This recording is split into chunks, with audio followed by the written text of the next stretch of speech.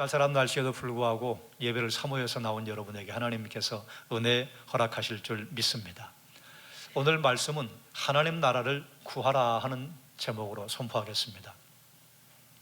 우리 교회 평생표어는 주 예수 그리스도를 따르고 가르치고 전하며 서로 사랑하는 제자 공동체입니다.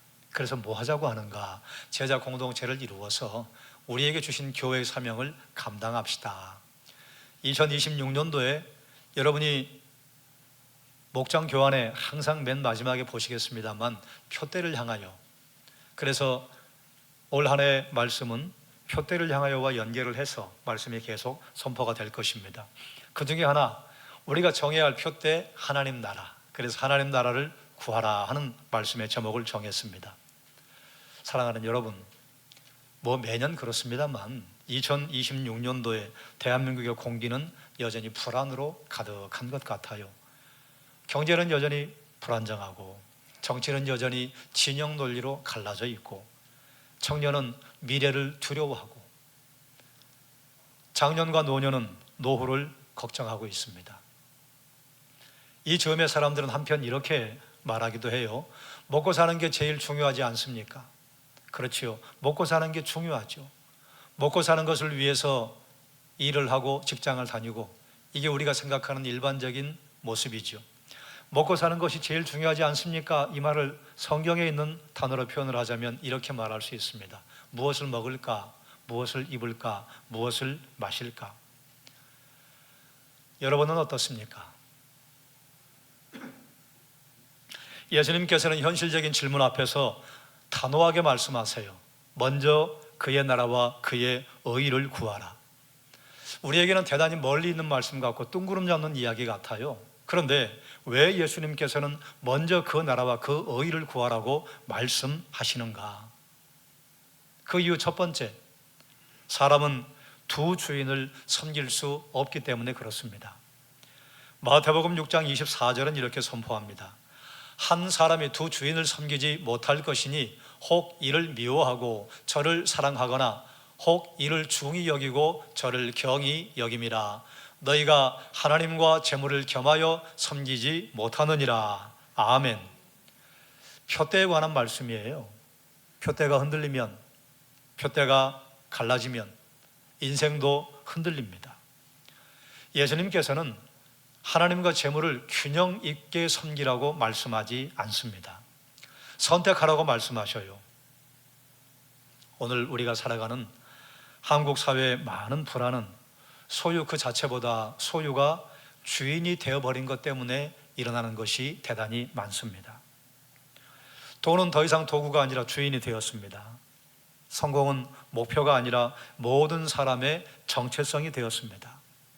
우리가 추구하는 안정은 선물이 아니라 안정 자체가 신이 되어버렸습니다. 그런데 놀랍게도 더 많이 가지면 가질수록 불안은 가중됩니다. 여러분, 한 사람이 두 주인을 섬기면 어떻게 되겠습니까? 한 주인은 오른쪽으로 가자고 해요. 다른 주인은 왼쪽으로 가자고 해요. 그러면 우리 삶이 찢어집니다. 우리 삶이 분열돼요. 어느 쪽에는, 어느 상황에는 왼쪽으로 가고 어느 상황에는 오른쪽으로 가고, 이걸 잘 한 것 같은데 이게 좀 익숙해지면 왼쪽으로 가야 할 때 오른쪽으로 가고 오른쪽으로 가야 할 때 왼쪽으로 갑니다. 그리고 내가 지금 왼쪽으로 가려고 마음 먹고 있는데 나는 어느 순간인가 오른쪽에 가 있어요. 나는 오른쪽으로 가야 할 것 같은데 다른 주인이 나에게 더 강력하게 명령을 해요. 자기 분열이 옵니다. 두 주인을 섬기면 그 사람의 인생이 아무리 갈무리를 잘 하는 것 같아도 혼란스러워집니다. 그래서 주님께서는 확실하게 먼저 그 나라와 그 의를 구하라고 하시는 것입니다. 사랑하는 여러분, 여러분 삶의 결정권자가 누구이십니까? 여러분 한번 잘 들어보시고 여러분 판단하시기 바랍니다. 나는 하나님을 섬기며 돈을 사용하고 있습니까? 아니면 돈을 섬기며 하나님을 이용하고 있습니까? 바라기는 흔들리지 않는 분을 주인으로 모시고 흔들리지 않는 삶을 살아가기를 주의 이름으로 축원합니다. 표대가 분명한 사람이 삶이 단순합니다. 표대가 분명한 사람이 삶이 확실합니다. 표대가 분명한 사람이 삶이 확실하고 흔들리지 않습니다. 물론 삶의 모양과 현장은 다양할 수 있습니다. 우리가 하나님의 영광을 위해 산다고 하지만 어떤 사람은 목회자로 부름받고, 어떤 사람은 선교사로 부름받고, 어떤 사람은 사업가로 부름받아요. 어떤 사람은 학생으로 부름받고, 어떤 사람은 일터에서 부름받습니다. 내가 부름받은 그 자리에서 하나님 앞에 하나님의 영광을 위하여 살아가는 목적은 동일해요. 하지만 삶의 모양, 사명 실현지는 각기 다양합니다.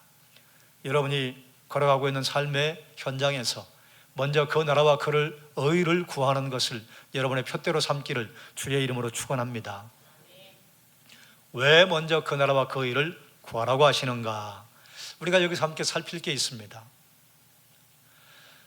먼저 그 나라와 그 의를 구하지 않고 다른 주인을 섬기면 염려와 불안이 찾아옵니다. 그런데 성도에게 생기는 염려는 믿음 없음이 아니라 표대를 잃어버렸을 때 나타나는 증상입니다. 믿음이 있어요. 그런데 성도도 불안과 염려를 안고 살아가는 사람이 있습니다. 그것은 믿음 없다는 증거가 아니에요. 표대를 잠시 놓친 것입니다. 어디를 바라보고 가야 할지, 내가 가야 할 목적지가 어디인지를 놓쳐버리면 그러면 불안과 염려가 엄습하지요. 마태복음 6장 25절 이렇게 선포합니다. 그러므로 내가 너희에게 이르노니 목숨을 위하여 무엇을 먹을까, 무엇을 마실까, 몸을 위하여 무엇을 입을까 염려하지 말라. 목숨이 음식보다 중하지 아니하며 몸이 의복보다 중하지 아니하냐. 아멘. 무슨 말씀인가 하면 너희는 도무지 염려하지 말라 하시는 말씀이에요. 염려한다고 하는 것은 마음이 갈라져서 여기저기 끌려다닌다는 의미입니다. 염려를 많이 하는 사람의 특징이 있습니다. 밖에 바람이 불면 바람 부는 대로 이리저리 흔들려요. 그런데 염려를 하나님 앞에 붙들어 맨 성도의 특징은 무엇인가 하면 밖에 바람이 불어요. 그런데 뿌리가 단단해서 덜 흔들려요. 그리고 염려 때문에 그의 인생을 허비하지 않습니다. 염려는 게으름의 문제가 아닙니다. 표대가 흐려질 때 나타나는 영적 증상입니다. 예수님 당시에 청중도 일용할 양식을 걱정했습니다. 요즘 가만히 생각해 보면 여러분이 살고 있는 오늘날이 예전에 귀족들과 왕들이 살고 있었던 시대보다 더 풍성한 삶을 살고 있다는 생각이 들어요. 예전에 왕들은 개 아무도 없느냐? 그러면 항상 대기하고 있어요. 예. 그런데 여러분이 거느리는 시종이 얼마나 많은 줄 아세요? 오늘 날씨를 알고 싶다. 두드리면 나와요. 오늘 지방에 가야 되겠다. 앱을 두드리면 그 녀석이 알아서 다 해줍니다. 여행 계획을 짜야겠는데 어떤 여행 계획을 짜면 좋겠어? 나 3박 4일 일정으로 중국에 가려고 그래. 그럼 그 친구가 알아서 예 주인님 대령해 줍니다. 아니 어디 그뿐이에요. 요즘은 앱을 잘 사용을 하면 외국에 나가도 말이 통하지 않아서 어려움 당하는 시절이 이제는 지나갔습니다. 물론 내가 말하고 싶은 것을 바로 말하는 언어 능력을 구사하는 사람들과는 조금 차이는 있지만 예전에 우리가 말을 못해서 꼼짝도 못하고 말을 못해서 어려움을 많이 당했잖아요. 요즘 여러분이 거느리는 시종이 최소한 5명에서 10명은 돼요. 예전에 귀족이나 왕족들도 누리지 못했던 시대를 살고 있습니다. 오늘날과 비교하면 예수님 당시에 살았던 청중들은 대단히 빈곤한 삶을 살았지요. 로마의 압제 속에 살고 생존 자체가 불안했습니다. 예수님께서 그 현실을 무시하는 것이 아니에요. 현실은 그대로 인정하시고 예수님 뭘 요청하시느냐? 너희의 시선을 재조정해라. 현실을 부정하신 적이 없습니다. 현실을 부정하라고 우리에게 요구하지도 않으십니다. 현실은 그대로 두되 염려하지 말라. 여러분, 염려를 우리가 하지 않겠다고 해서 생기지 않는 게 아닙니다. 염려는 생겨요. 그런데 염려하지 말라는 무슨 말이냐? 계속해서 염려하지 말아라. 반복해서 염려하지 말아라. 지속적으로 염려하지 말아라. 염려는 나의 목자시니 내가 주야로 묵상하는 그 대상으로 삼지 말라, 그 말이에요. 염려가 생길 수 있습니다.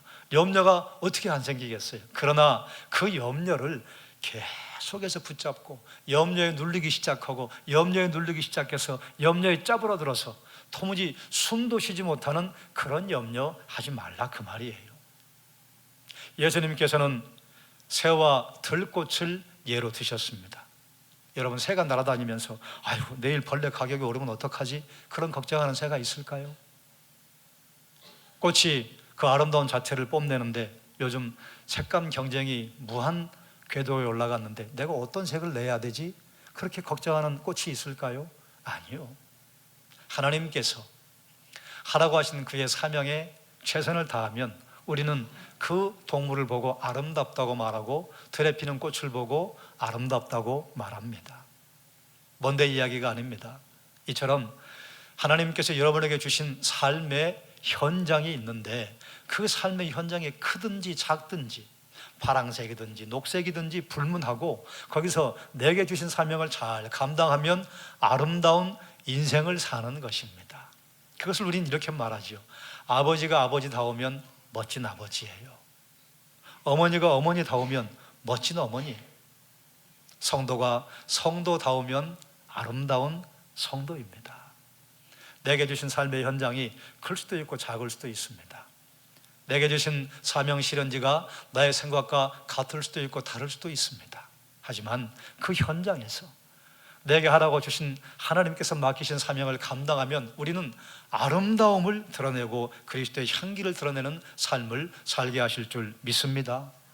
사랑하는 여러분, 여러분의 염려의 뿌리가 무엇입니까? 또 반면 생각해 보시죠. 하나님께서 여러분에게 맡기신 역할은 무엇입니까? 염려의 랑 주님께 던져버리고 사명 실현지에서 최선을 다해서 책임 있는 삶을 살아가기를 주의 이름으로 축원합니다. 주님께서 우리가 염려에 얼마나 많이 취약한지를 아시기 때문에 이런 말씀하셨잖아요. 너희가 염려한다고 너희의 키를 한 자나 더 할 수 있겠느냐? 그럴 것 같으면 저는 그냥 금식하면서 염려할 거예요. 내 키가 10cm만 커져라. 안 되는 게 있습니다. 그런데 우리가 염려하는 대부분의 것들을 한번 여러분 생각해 봐요. 내가 제어할 수 있는 것이 있고 제어할 수 없는 것이 있습니다. 그런데 사실은 나와 관련되어 있는 직접적인 몇 가지를 제외하고는 내가 제어할 수 있는 게 하나도 없습니다. 내가 컨트롤할 수 있는 염려가 없다, 그 말이에요. 그러니 여러분, 염려하는 것은 여러분 우리 일상에 별로 도움이 안 됩니다. 잠언은 우리에게 가르쳐 주잖아요. 염려는 뼈를 상하게 한다. 염려하면 건강 상합니다. 염려하면 내 몸 무너집니다. 주님께서 굉장히 구체적으로 말씀하셨잖아요. 염려하지 말아라. 염려하지 말라는 염려 생기는 것을 잘못했다고 말씀하시는 게 아닙니다. 염려 생기는 것은 주님 말씀하지 않으셔요. 염려하지 말아라, 계속해서. 사랑하는 여러분, 기도했으면 그 염려에서 노임받기를 주의 이름으로 축원합니다. 하나님께 염려를 던진다고 하는 것은 이런 거예요. 하나님, 나 재정적인 염려도 있고 자녀의 염려도 있고 그리고 내 일상의 염려도 있는데 하나님께 맡길래요. 그리고 나 이제 아무것도 안 할랍니다. 그게 아니에요. 염려를 하나님께 맡긴 성도는 최선을 다해서 책임지는 삶을 삽니다. 염려 없으면 아무것도 일하지 않음이 아니에요. 그러므로 내게 생길 수밖에 없는 염려, 우리는 연약한 존재이기 때문에 염려가 생기지 않을 수가 없지요. 염려가 생기더라도 그 염려를 만리장성을 쌓아서 날마다 묵상하고 밤마다 묵상하지 말고 하나님께 맡기고 어떤 것은 담대하게 여러분에게 주신 오늘 하루 최선을 다해 살아가기를 주의 이름으로 축원합니다. 왜 하나님 나라와 그의 의를 구하라고 하시는가? 먼저 하나님 나라를 구하는 삶이 우리의 인생을 다시 모든 것을 재정렬해 주기 때문에 그렇습니다. 마태복음 6장 33절과 34절 함께 읽겠습니다. 그런즉 너희는 먼저 그의 나라와 그의 의를 구하라. 그리하면 이 모든 것을 너희에게 더하시리라. 그러므로 내일 일을 위하여 염려하지 말라. 내일 일은 내일이 염려할 것이요 한 날의 괴로움은 그날로 족하니라. 아멘. 여기 굉장히 많은 메시지가 들어 있습니다. 잘 먹고 잘 사는 것이 중요하지 않아요?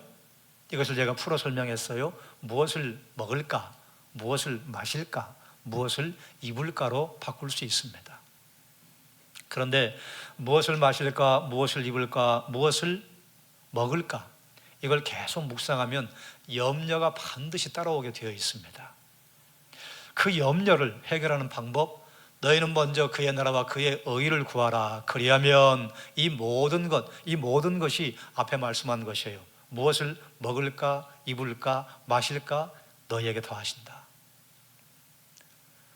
드레핀 백합화를 보아라. 길쌈하지 않는다. 날아다니는 새를 보아라. 창고를 만들지도 않는다. 그러나 너희 하늘 아버지께서 그것들을 먹이신다. 이건 여러분 오해하면 이렇게 오해할 수 있어요. 아, 새는 날라만 다녀. 아무것도 안 해. 그럼 나도 아무것도 안 하면 되는 거야? 아니에요. 그건 그 말씀이 목적이 아니라 그 다음이 더 귀한 이유예요. 너희는 이것들보다 더 귀하지 아니하냐. 그러니 하늘 아버지께서 너희를 먹이시고 입히시지 않겠느냐. 하나님께서 우리를 귀하게 보신다가 그 말씀이 선포하고 싶은 내용입니다. 그런즉 너희는 먼저 그의 나라와 그의 의를 구하라. 아멘. 여기서 먼저라고 하는 것은 시간적인 순서를 말하는 것이 아니라 우선순위를 의미하는 것이에요. 하나님 나라는 우리가 마지막 날 죽고 나면 도피하는 장소만이 아닙니다. 오늘 여기입니다. 오늘 여기를 살아내는 기준입니다. 정확하게 말하면 오늘 여기를 살아가는 우리 삶의 기준입니다. 먼저 그의 나라와 그의 의를 구하라고 하는 것은 하나님께 무엇을 드리라 하는 말씀이 아니라 이미 우리를 다스리고 계시는 하나님의 그 통치하심을 인정하며 살아가라고 하는 부르심이에요. 우리가 하나님 나라를 만들 수 없습니다. 하나님 나라는 하나님께서 이미 만드셨어요. 하나님께서 만들어 놓으신 그 하나님 나라의 질서 아래 들어와서 살라고 하심이에요. 여러분, 그리스도인이 한번 되면 그 정체를 바꿀 수 없습니다. 그런데 그리스도인인데, 양인데 이리 흉내를 내면 그건 금방 들통나요.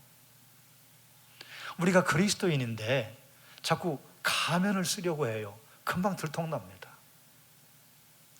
양이 승리하는 방법이 있습니다. 목자와 함께 가면 되는 거예요.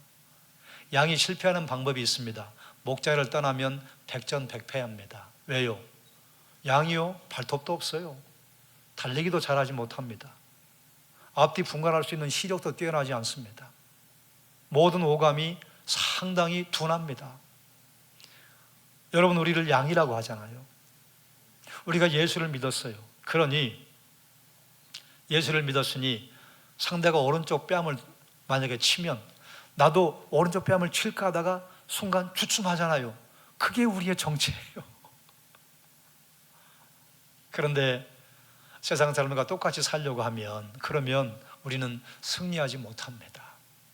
예수와 함께, 그리스도와 함께 가는 것이 세상에서 승리하는 방법인 줄 믿습니다. 먼저 하나님 나라를 구하라고 하는 것은 하나님께서 주인이신 것을 인정하라는 것이에요. 나는 청지기로 사는 삶을 선택하는 것입니다. 청지기는 자기 계획과 자기 의사가 중요하지 않아요. 주인의 계획과 주인의 의사가 중요합니다. 하나님께서 내게 이 달란트를 왜 주셨는지, 내게 이 권세와 명예와 능력을 왜 주셨는지, 그러면 주인께서 주신 뜻이 있을 거란 말이죠. 그래서 주인께 묻는 것입니다. 어떻게 하기를 원하십니까? 먼저 그 나라와 그 일을 구하면 우리의 삶에서 모든 것이 재정렬된다고 했습니다. 재정렬된다고 하는 것은 더 많이 가진다 하는 이런 의미가 아니라 필요한 만큼, 살 수 있는 만큼, 사명을 감당할 만큼 주신다는 약속입니다. 여러분, 이 말씀을 오해하면 안 됩니다. 그래서 그리스도인은 가난하게 살아야 합니까? 그래서 그리스도인은 성공하면 안 되는 것입니까? 아니에요. 하나님이 내게 주신 재물과 성공과 부와 명예를 어디에 쓸 것인가? 사명 감당하는 데 쓰라는 것이지요. 하나님은 하나님의 백성을 방치하지 않습니다. 목적에 맞게 반드시 공급해 주십니다. 그래서 하나님 나라가 먼저 세워지면 돈은 목적이 되지 않고 도구가 됩니다. 성공은 우상이 되지 않고 우리의 사명 실현의 방법이 됩니다. 하나님께 내게 주시는 염려와 불안은 그 아래서 우리가 눌려 지내는 주인 노릇을 하는 것이 아니라 우리의 기도의 재료가 됩니다. 여러분, 잘 생각해 보세요. 여러분이 불안감이 없고 염려가 없고 모든 것이 잘 될 때에 그것이 우리를 하나님께 기도의 자리로 인도하던가요? 결핍과 염려와 약함이 우리를 기도의 자리로 부릅니다. 그럼 하나님께서는 그걸 우리에게 즐기라고 주시는가? 아니에요. 그것을 통해서 하나님 앞에 나올 때에 하나님께서 우리의 기도에 응답하시고 우리의 길을 열어주심을 경험할 수 있기 때문에 그것을 하나님께서 이용하시는 것이에요. 우리는 만나지 않아도 되는 고난을 하나님이 주신다거나 우리는 경험하지 않아도 되는 건강에 어려움을 주신다거나 하나님 그런 분이 아닙니다. 우리의 삶에 벌어지는 고난과 핍박과 문제들은 대개가 아니라 거의 100% 나의 선택의 결과입니다. 가끔 우리는 오해해요. 하나님이 그걸 주신다. 우리가 선택했는데 하나님께서는 합력하여 선을 이루셔서 그 어려움 가운데서도 우리에게 피할 길을 내시는 이것이 하나님의 섭리입니다. 사랑하는 여러분, 그래서 우리가 먼저 그 나라와 그 의를 구하면 모든 것이 재정렬된다고 하는 의미예요. 여러분, 이 세상의 모든 형통은 질서 가운데서 이루어집니다. 모든 문제는 무질서 가운데 이루어집니다. 우주에 떠돌아다니는 별들이 질서를 만약에 한순간만 잃어버린다면 우주는 대폭발이 일어날 것입니다. 우리 몸에 하나님께서 질서 정연하게 만들어 놓으신 신경과 혈관과 장기의 위치가 조금만 문제가 생기면 우리는 혼돈 속으로 빠져들어요. 그래서 재정렬이란 혼돈을 다시 질서 있게 만들어 주시는 것을 의미합니다. 이 질서는 내가 만드는 질서가 아니라 하나님께서 만들어 주시는 질서입니다. 그런데 반드시 하나님께서 만들어 주시는 질서에는 우리의 헌신과 우리의 노력과 우리가 일어서는 것이 먼저 선행되어야 합니다. 제가 가끔 사용하는 예화가 있죠. 짐을 10층으로 올려야겠어요. 짐을 올리는 엘리베이터가 있습니다. 거기서 엘리베이터가 있으니까 제가 알아서 해줄 거야. 그래요. 나중에 AI가 더 고도로 발달되면 자기가 알아서 해주겠죠. 그러나 아직은 우리가 버튼을 눌러야 돼요. 버튼 누르는 건 내가 해야 해요. 우리가 하나님 앞에 조금의 순종, 조금의 헌신, 조금의 신실함을 드러내면 하나님께서는 우리의 그 신실함과 작은 헌신을 통해서 놀라운 일을 이루어 주시는 것이에요. 그것이 바로 우리의 삶이 재정렬되는 은혜가 드러나는 것입니다. 사랑하는 여러분, 이것이 하나님께서 우리에게 보여주시는 하나님의 은혜. 그러므로 우리의 헌신을 통해서 하나님께서 놀라운 은혜를 허락하실 것이라고 하는 것을 믿음으로 여러분의 삶에서 질서와 먼저 그 나라와 그 일을 구하는 결단이 있기를 주의 이름으로 축원합니다. 지금 한국 사회 사람들에게 익숙한 사자성어가 하나 있습니다. 각자 도생. 알아서 사세요. 그런데 이것이 알아서 산다고 하는 것이 얼마나 우리에게 힘들고 어려운 삶입니까? 각자 도생 뭐 하라는 거예요? 각자 알아서 무엇을 먹을까 마실까 입을까 알아서 찾으라 그 말이에요. 그런데 예수님은 말씀하세요. 한번 따라 합시다. 먼저 그의 나라와 그의 의를 구하라. 2000년 전에도 진리였으며 지금도 진리입니다. 자, 그러면 먼저 그 나라와 그의 의를 구하는 사람은 삶의 모양이 어떻게 드러나는가? 먼저 하나님 나라를 구하는 자에게는 염려를 다루는 방식을 바꾸라는 의미입니다. 염려를 없애려고 애쓰지 말라고 말씀하지 않으셔요. 그 염려를 하나님께로 가져오라고 말씀하시는 거예요. 하나님께 맡겨요. 그리고 결과는 내가 아직 모르겠으나 내게 주신 오늘 성실하게 하나님 앞에 사는 것입니다. 먼저 그 나라와 그의 의를 구한다는 것은 오늘을 사는 태도가 바뀌는 것입니다. 내일을 통제하려고 하지 말고 오늘 주어진 자리에서 신실함을 선택하라는 것입니다. 혹 이 말씀을 이렇게 오해하실까 싶어서 다시 말씀드리죠. 내일은 내일이 알아서 염려할 거야. 너희는 오늘을 살아. 그 말은 내일을 준비하지 말라는 말이 아니에요. 여러분, 내일은 누가 잘 살 수 있습니까? 오늘 잘 산 사람이 내일 잘 살 수 있습니다. 아이고, 내일 내가 오늘 지금 사과나무를 심는다고 사과 못 따먹을 건데 오늘 뭐하러 사과를 심어? 그 사람은 내일도 사과를 못 먹지요. 그러나 오늘은 내가 사과를 따먹지 못할 것이라도 사과를 심지, 그래야 내일 사과를 먹을 테니까 그 사람은 오늘 사과를 심어서 내일 사과를 따먹을 수 있어요. 본문이 말하는 것은 내일을 준비하지 말라가 아니에요. 내일을 최선을 다해 준비하는 사람은 오늘을 최선을 다해 삽니다. 그 사람이 내일을 최고로 잘 준비하는 사람이에요. 그러니까 내일 뭐 할까 염려하다가 오늘 아무것도 못했네. 그럼 내일 아무것도 못해요. 그러지 마라. 오늘 할 수 있는 일을 해라. 오늘 최선을 다해라. 그러면 내일은 또 오늘이 되잖아요. 그러면 오늘 준비한 내일의 열매를 우리는 딸 수 있는 것이에요. 내일을 통제하려고 하지 말고 우리에게 주어진 오늘 하루, 오늘 하나님 앞에 최선을 다해 신실하게 살고, 그 다음 이런 말을 붙일 수 있어요. 결과는 하나님께 맡기는 것이에요. 왜요? 하나님이 신실하기 때문에 내가 오늘 누른 버튼이 내일 합력하여 선을 이루게 하실 것을 믿는 마음으로 오늘을 사는 것입니다. 그런데 오늘 우리가 그렇게 살아도 정작 오늘 저녁에 들어가서 생각을 해보면 오늘 이룬 게 뭐가 있지? 이럴 때가 있습니다. 그 오늘이 사실은 한 달이 될 수 있고 1년이 될 수 있고 그 내일이 다음 달이 될 수 있고 내년이 될 수 있습니다. 하지만 신실하신 하나님께서 합력하여 선을 이루실 것을 믿음으로 오늘 하루에 내가 할 수 있는 것을 신실하게 하면 내일은 하나님께서 열어주실 줄 믿습니다. 먼저 하나님 나라를 구한다고 하는 것은 월요일 아침에 출근할 이유가 달라지는 것입니다. 사람에게 제일 되는 목적이 무엇이뇨? 하나님을 기뻐하며 그를 영원토록 즐거워하는 것이라 했습니다. 이걸 다른 말로 하면 하나님께 영광.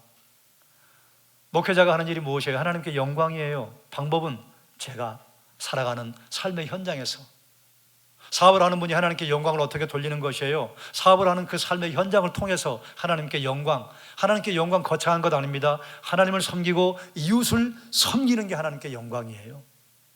하나님을 섬기며 이웃을 먹이며 입히는 삶을 사는 것이 하나님께 영광이에요. 직장을 다니는 분은 하나님께 영광을 내가 일상을 살아가는 직장 속에서 하나님께 영광을 올려드리고 이웃을 돕는 삶을 사는 것이 하나님께 영광이에요. 월요일 아침에 출근할 이유가 달라지는 것이에요. 먼저 하나님 나라를 구한다고 하는 것은 결정의 기준이 바뀌는 것입니다. 이것이 나에게 유익한가? 이 기준이 아니라 이것이 하나님의 통치를 이루는가? 이것이 하나님의 영광을 드러내는가? 먼저 그 나라와 그 일을 구하라고 하는 것은 현실을 포기하라는 뜻이 아닙니다. 현실을 살아가는 기준을 바꾸라고 하는 것입니다. 왜냐하면 그럴 때에 더딘 것 같고 손해보는 것 같지만 우리의 모든 인생을 재정렬하는 능력이 거기서 드러나기 때문에 그렇습니다. 하나님 나라를 먼저 구하는 삶은 도망치는 삶을 사는 것이 아니라 가장 현실적인 대안이 되는 것입니다. 왜냐하면 통제할 수 없는 미래를 붙잡는 대신에 이미 오늘과 내일을 통치하고 계신 하나님께 오늘을 맡기는 삶이 되기 때문에 그렇습니다. 사랑하는 여러분, 요즘 꽤 많은 사람들이 향수에 관심이 많아요. 역한 냄새가 나는 향수 말고 정말 은은하게, 이거 나지 않는 것 같았는데 그 사람이 지나가면 나는 향기. 그런데 바울도 그런 얘기를 했습니다. 이것은 그리스도의 향기다. 그리스도인이 가는 곳은 향기가 나중에 남습니다. 먼저 그 나라와 그 의를 구하는 성도가 그리스도의 향기를 남길 수 있습니다. 분명 그리스도인이라고 들었는데 왜 지나갔는데 향기가 안 나지? 아니, 거기까지만 해도 괜찮지요. 분명히 그리스도인이라고 들었는데 왜 이 친구가 지나가면 역한 냄새가 나지? 먼저 그 나라와 그 의를 구하는가, 그렇지 않은가 기준이 됩니다. 그러므로 사랑하는 여러분, 여러분이 지나가는 곳마다 그리스도의 아름다운 향기가 남고 드러나는 삶을 살기를 주의 이름으로 축원합니다. 사랑하는 여러분, 설 명절에 이제 가족을 만나겠죠? 설 연휴는 다음 주에 시작이 되지만 그러나 주일이 먼저 연결이 되어 있기 때문에 다음 주일 적지 않은 분들이 아마 고향으로 내려가실 것으로 생각이 돼요. 그래서 오늘 미리 설 가정 예배 모범을 준비해 놓았습니다. 고향으로 가시는 분들은 가서 함께 예배하십시오. 그러나 단서가 있어요. 예배할 수 있는 가문의 분위기일 때 함께 예배하십시오. 예배할 수 없는 분위기인데 맞는 반드시 예배해야 합니다. 그래서 우격다짐으로 예배하면 예배는 할 수 있으나 예배의 감격과 예배의 향기는 사라질 것입니다. 예배할 수 없다면 여러분 혼자 예배하십시오. 예배하는 시간조차도 확보하기가 어렵다면 잠깐 기도하십시오. 하늘을 향해 하나님께 여러분의 마음을 풀어헤치시고 그리고 하나님께 기도하십시오. 그 예배를 하나님은 받으실 것입니다. 설 명절에 가족을 만나면 여러분의 표대가 시험받는 일이 생길 것입니다. 비교당하고 성공을 서로 질문하고 연봉을 이야기하고 집에 관한 이야기를 하고 자녀들에 관한 이야기가 주제가 될 것입니다. 그때 여러분 기억하기 바랍니다. 성도의 인생은 설명해 보여줘야 할 성과가 아니라 여러분의 방향을 보여주는 것입니다. 다 말하지 않아도 괜찮습니다. 다 증명하지 않아도 괜찮습니다. 여러분은 푯대가 흔들리지 않는 모습을 보여주면 되는 것입니다. 푯대가 흔들리지 않는 사람의 특징이 있어요. 향기가 납니다. 항상 새롭게 변화되는 모습을 친척과 인척들에게 보여주면 그 삶의 향기가 드러나요. 말씀으로 매일매일 새롭게 여러분들 바뀌는 그 모습만 보여주는 것만으로도 그리스도의 향기는 충분하게 드러날 줄로 믿습니다. 내일을 맡길 수 있는 사람이 오늘을 살 수 있습니다.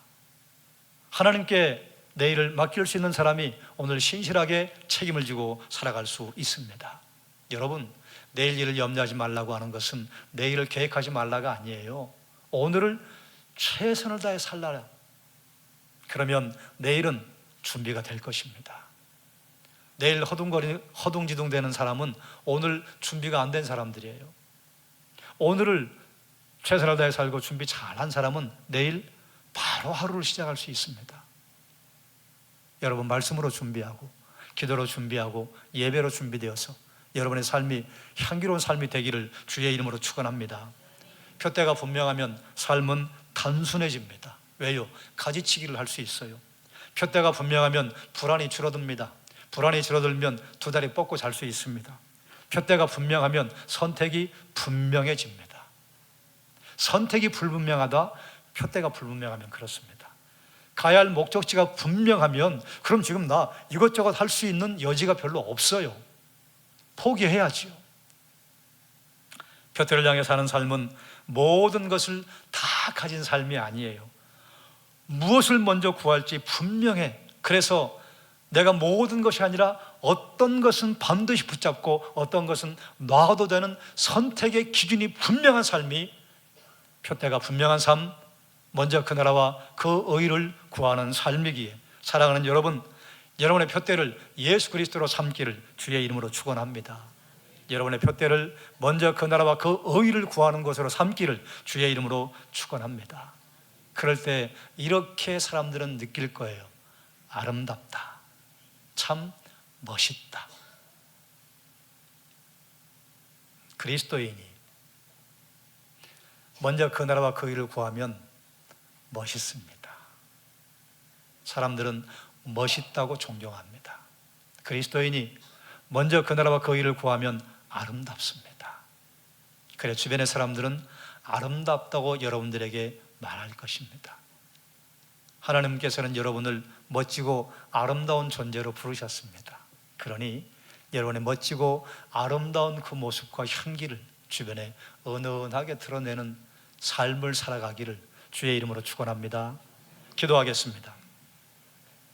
너희는 먼저 그 나라와 그 의를 구하라. 그리하면 이 모든 것을 너희에게 더하시리라.